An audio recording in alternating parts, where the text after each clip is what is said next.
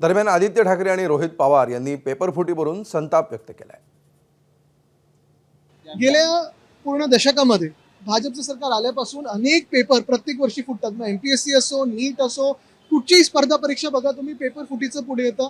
कोणतरी एक पकडलं जातं, त्याच्यातून किती त्यांनी कमवले हे दाखवलं जातं, पण जो विद्यार्थ्यांना त्रास होतो तो कुठेही कमी झालेला नाही।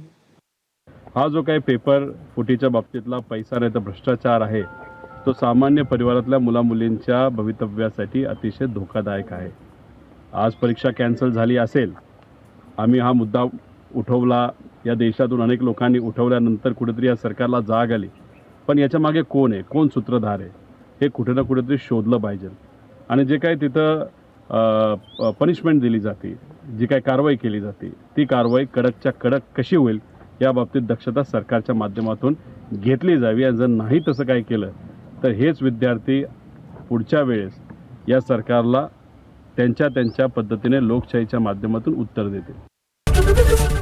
एबीपी माझा, उघडा डोळे बघा नीट।